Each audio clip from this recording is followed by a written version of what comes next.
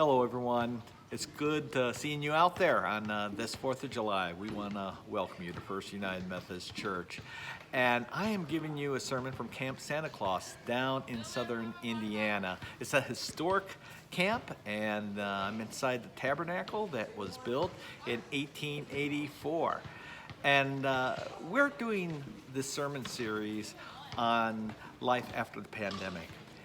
And we've been looking at the lessons last week we have learned from the pandemic, that we often, in any crisis, it is really a determining factor what kind of person we truly are. And we looked at the words of Pope Francis and how he said that in a crisis, you're going to be different, you're going to change, you're going to either develop and embrace that which is good or that which is bad. But in the long run, it's going to be a defining factor who you are. And so that's one of the questions we asked last week was, throughout this pandemic, have you learned some important lessons? Have you become more compassionate, more loving, and more giving in your life? Or have you kind of turned inward and became angry and resentful? So today we're in Camp Santa Claus, and we're going to be looking at coming back together in community. I know for a long time, many of us have been hunkered down in our homes, in our we really didn't go out and do much. We couldn't connect with family, we couldn't connect with friends. But here is a special time. We have finally opened up the camp. I'm going to have Craig Duke, a very dear friend and pastor at Newburgh United Methodist Church in Newburgh, Indiana.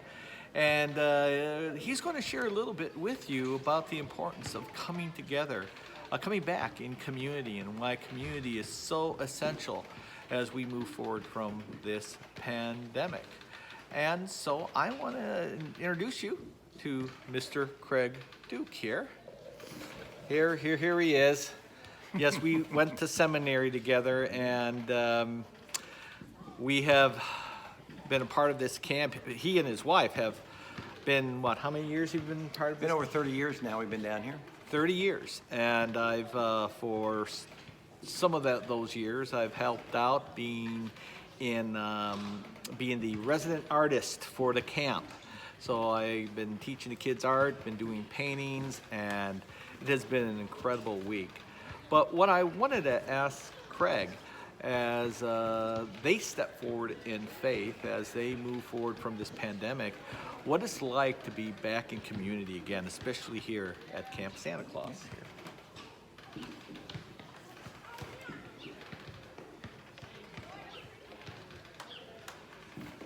It's great to be here. Hello, Rylander. Mark and I have known each other for over 36 years, and we began our friendship in community at seminary, and have been in different communities ever since, as our ministries have been in different places. I'll tell you that God calls us into community. And what do we do, however, when we're called to be in community but we can't be, as it has been in the pandemic? And with Mark's series on life after the pandemic, I think it's important to realize the hunger that all of us have and where that hunger comes from. Now, this campground that we've been involved with, there are many campgrounds around the country, of course, but this one is dear to us. And the youth that are here this week, both junior high and senior high, have been waiting to come back now for 2 years. We're finally able to be out here in the open air and the activities and enjoy this time. And the number one reason they return, honestly, is community. Dietrich Bonhoeffer is an author and theologian, an activist that I have followed in his books, who died during the Nazi regime. And one of the things he makes very clear is that genuine community does not happen unless Christ is present. I'd love to tell you that these youth return to camp every year because we have great music, great counselors, and great food. We have those things, but they will tell you that they return because they experience something here with their peers when you're together and you're worshiping and having fun together that we would call community. And it's because in the midst of our community, Christ is present. One of the things that's been really treats for Mark and I to work together, and he really has been our resident artist. And one of the reasons for that is to connect the ability of art and with artistic abilities of other youth here, whatever they may want to do, so that they get a chance to experience and express their faith in new ways. And so we want them to explore. Finally, really what I would say to you today about community is that there has been a hunger, not only in the church that I'm serving, but a hunger for especially young people. They have been hit very hard throughout this, and I'm not telling you anything that you don't already know, but suffice to say that these young people have been hungry to be back together. And we are elated that they have chosen to come back together to this place so that we have the opportunity to discover the real glue and adhesive that holds us together.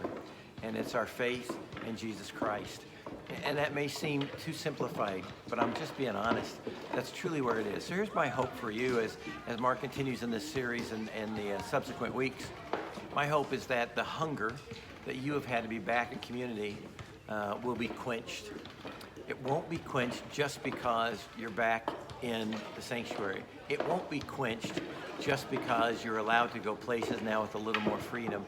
It will truly only be quenched when you allow Christ to be in your midst, in worship, in your home, in school, your families, your businesses, in your leisure, wherever God may take you. And with Christ at the center in the community, not only evolves, but it grows and deepens in a way that none of us can fully imagine. So I'm really glad for this opportunity. Great to be with Mark. And I hope that not only the rest of this week goes great, as I expect it to go, but that you on this Sunday, a day when we celebrate independence, that you will discover this new independence and freedom without masks in many situations gives you the ability and freedom to be in community. It's a choice that God calls us to. I hope you take him up on it. Thanks so much for being with us today. Appreciate it, Mark, all your time. Thank you. Thank you. Now, I'll steal the mic away from Craig. Craig and I, we go way back, and as Craig said, we shared in a community at Garrett Evangelical Theological Seminary. And I feel truly blessed that Craig invited me into this dynamic community of camping. And what's been amazing was to see how the kids have grown, and now they've grown where they're having kids of their own coming to camp, and that's why community is something that it's dynamic, it's living, and it's something that it brings us to that place in which we can truly feel and embrace Christ's presence within those people that we love. I know that many of you after church are going to probably take in the